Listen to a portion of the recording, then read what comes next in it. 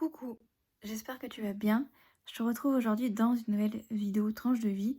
Et aujourd'hui, j'avais envie de te parler d'un truc. En fait, ça vient de me venir. Donc, du coup, j'ai décidé de prendre mon téléphone et de t'en parler. Aujourd'hui, j'ai décidé de te parler du sentiment d'avoir honte euh, de quelque chose, d'une situation. Et j'avais un petit peu envie de t'expliquer mon ressenti par rapport à ça. Pour t'expliquer un petit peu toute la situation, aujourd'hui, du coup, on est fin février. Et aujourd'hui, du coup, je suis allée voir mon opticien pour changer mes montures et mes verres. Voilà. Ça faisait à peu près 4 ans que je les avais pas changés. Et mon ordonnance date de l'année dernière. Ma vue avait apparemment un peu bougé. Mais voilà, je n'étais pas plus gênée que ça. Sauf que ces dernières semaines, je suis quand même un petit peu gênée. J'ai bien ressenti que là, ma vue a un petit peu baissé. Donc du coup, je me suis dit, c'est peut-être le moment pour que je change de verre. Et de monture. Ça tombe bien, je vais avoir 30 ans. Là, au moment où tu verras cette vidéo, je les aurai déjà. Mais là, au moment où je fais cette vidéo, je vais les avoir dans quelques jours. Et du coup, je m'étais dit que comme cadeau d'anniversaire, j'allais m'offrir mes montures et mes verres adaptés à ma vue. Pourquoi est-ce que je dis ça? C'est parce que de ma poche, je donne beaucoup. Voilà, parce que j'ai une vue très basse et que du coup, il me faut des verres hyper fins, hyper bien taillés, machin et blabla. Donc forcément, c'est pas des verres qui coûtent 100 € le verre ou même 50 € le verre. Mes verres voilà, me coûtent 200 €. Voilà. Le verre, donc il y a 4 ans en arrière, ça a été moins cher, mais bon, bref. Et donc du coup, je suis allée chez mon opticien, j'ai regardé s'il y avait des montures qui me plaisaient, parce que moi, pour les lunettes, je fonctionne uniquement au coup de cœur, voilà. J'ai des choix bien précis à chaque fois en tête. Voilà, quand je vais chez mon opticien pour changer de monture, je sais sur quoi je vais partir. Et j'en ai essayé beaucoup. Et j'ai fini enfin par avoir le coup de cœur sur une monture. Donc j'étais bien contente. Surtout que là, voilà, je m'étais dit, je regarde pas le prix, je veux me faire plaisir. Voilà, je sais que ces montures-là, je vais les garder pendant quelques temps, quelques années. Donc là, pour une fois, je regarde pas, je fais pas attention au prix des montures et des verres. Juste la monture m'a coûté 195 €. Alors il faut savoir que des montures, en général, les montures que je prends sont, dans mes souvenirs, si je me souviens bien, sont quand même bien en dessous des 200 €. Donc j'étais à peu près dans mon même budget que d'habitude. Voire même, il me semble qu'il y a quelques années, mes montures m'avaient coûté plus de 200 €, bref.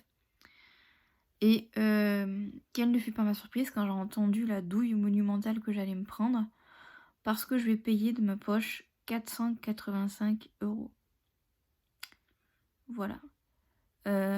Ma mutuelle ne prend vraiment pas grand-chose en charge, pourtant je paye quand même pas mal de mutuelles. Et c'est de là, du coup, on va rebondir à la honte, etc. Donc voilà, quand j'ai entendu le prix, j'étais très surprise, parce que d'habitude, ça me coûte 300 € de ma poche, quoi. Et là, bon, clairement, on en est à presque pour plus de 200 € de dépassement comparé à d'habitude. Donc clairement, je tirais un peu la tronche, mais bon, voilà, je me suis dit, ok, c'est un cadeau pour mes 30 ans, il n'y a pas de problème, quoi, feu. Et donc du coup, en allant à ma voiture, j'en parle à une copine, et elle me dit, mais pourquoi t'as pas demandé la CMU? Et en fait, je lui dis, ben, j'y ai pas droit à la CMU, je pourrais ça, bref. Et elle m'a dit que si, j'y avais droit et que je pouvais faire une demande. Et en fait, il faut savoir que la CMU, on m'a déjà dit que j'y avais droit au tout départ quand je me suis séparée. Parce qu'au vu de ma situation, voilà, j'ai pas de revenus, bref, voilà. Et en fait, je voulais pas sauter le pas, je voulais pas faire cette démarche-là d'être à la CMU.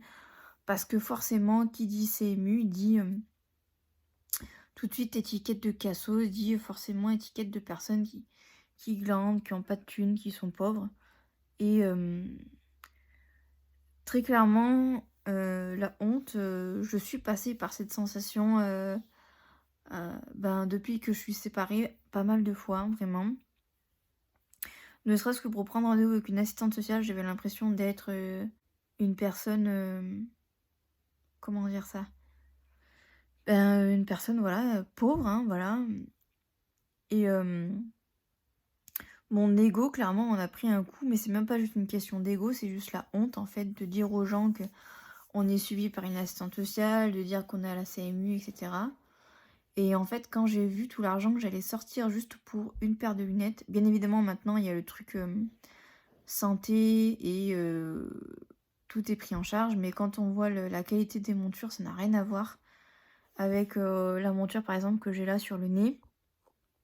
Et je me prends tellement de coups dans la tronche avec mes enfants et tout, et je suis tellement maladroite et je tombe tellement. Enfin, moi, il me faut des montures qui tiennent. Et clairement, les montures premier prix, les montures santé, comment ils appellent ça là, c'est pas possible en fait. Enfin, non, quoi, c'est pas possible quoi. Donc voilà. Après, quand on regarde, voilà, là, ça faisait 4 ans que j'avais celle-ci. Voilà, si on regarde bien, on met 100 € par an de côté pour une nouvelle paire de montures dans 4 ans. C'est pas excessivement cher quand on fait ça. Mais c'est vrai que d'un coup, lâcher pratiquement 500 boules, ça fait mal. Et tout ça pour dire que c'est OK, en fait, à un moment donné de notre vie, pendant X temps, ben, d'avoir la CMU, d'avoir une assistante sociale, d'avoir des aides financières, parce qu'on est dans la je sais pas comment on dit, bref, on est dans la merde, quoi, financièrement. C'est OK, en fait. Et moi, pour être totalement honnête, quand j'ai fait mon dossier, CMU tout à l'heure, bah, je pleurais, en fait. Parce qu'en fait, ça me renvoie, moi, à ma condition en me disant qu'en fait, j'ai pas de thunes, j'ai pas les moyens. Ne serait-ce que de me dire, de me payer une mutuelle, en fait, parce que, ben, voilà, j'ai pas de boulot, donc j'ai pas la chance d'avoir une mutuelle, à moitié ou une partie qui est prise en charge par mon employeur. Donc en fait, je paye tout plein pot, en fait. Donc et je me dis que voilà, j'espère rapidement, enfin, en tout cas, j'espère cette année, j'aurai mon logement. Voilà, comme je te dis, c'est mon objectif, number one.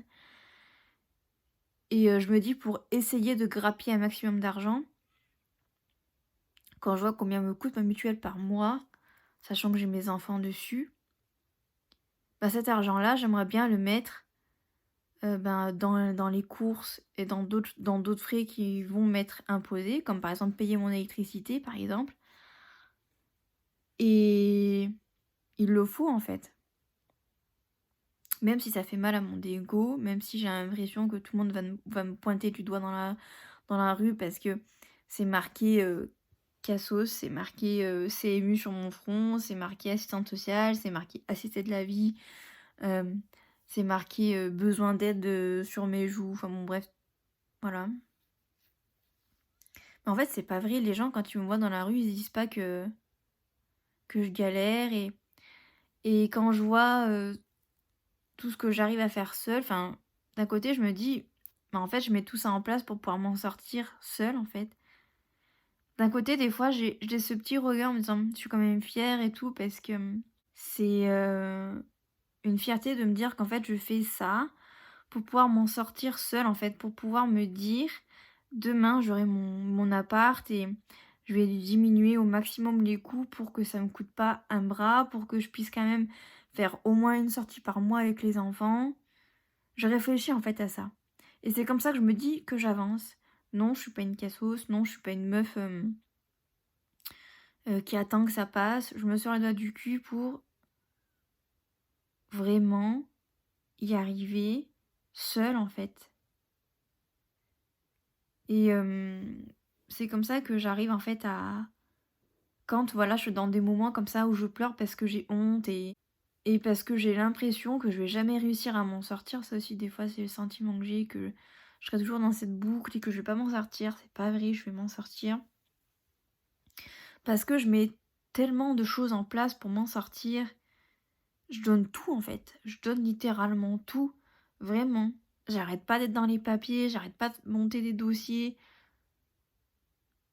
Je donne tout. Je sais pas quoi dire de plus en fait. J'essaye de tout donner, voilà, pour l'éducation de mes enfants, j'essaye de tout donner pour qu'ils soient dans une très bonne école, même si ça me coûte un petit peu cher. Euh, je donne tout, de tous les côtés, pour, voilà, pour donner le meilleur, pour avoir un cadre sain pour mes enfants, pour leur donner la meilleure éducation possible, pour diminuer les coûts au maximum, pour pouvoir leur donner la meilleure nourriture possible. Tout ça, là, je le fais pour moi et pour mes enfants, bien évidemment, mais d'abord, je le fais pour moi, pour me prouver des choses à moi-même, pour me rendre compte que je suis capable, en fait, de faire les choses seule. Donc non, j'ai pas à avoir honte, en fait. Jamais. Voilà. Je voulais faire cette vidéo aussi parce que forcément, si moi j'ai ce ressentiment-là, forcément d'autres l'ont. Et en fait, non, on n'a pas à avoir honte. On est fiers, en fait. On est des femmes fortes, on est des hommes forts. On fait ce qu'il faut, en fait, jour après jour pour se reconstruire, pour s'en sortir, pour jongler entre les jours où ça va mal et le mental et la charge mentale et tout ce qu'on doit faire au quotidien en étant seul.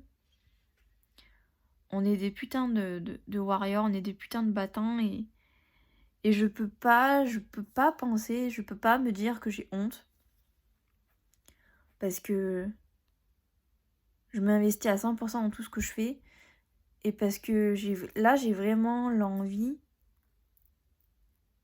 d'avancer. Parce que voilà, je sens que j'ai besoin de changement. Et ce changement, je suis en train de le mettre en place. Et voilà, ça va le faire à un moment donné. À un moment donné, voilà, il va y avoir les retombées positives de tout ce que je suis en train de mettre en place là pour évoluer positivement.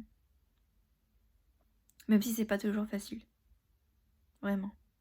Sur ces bonnes paroles, j'espère que cette vidéo t'aura plu, j'espère qu'elle t'aura aidé, j'espère qu'elle t'aura amené une petite réflexion. N'hésite pas à me dire tout ça en commentaire. Et jusqu'à jeudi 18h pour une nouvelle vidéo sur la chaîne, je te souhaite une excellente semaine. Bye bye.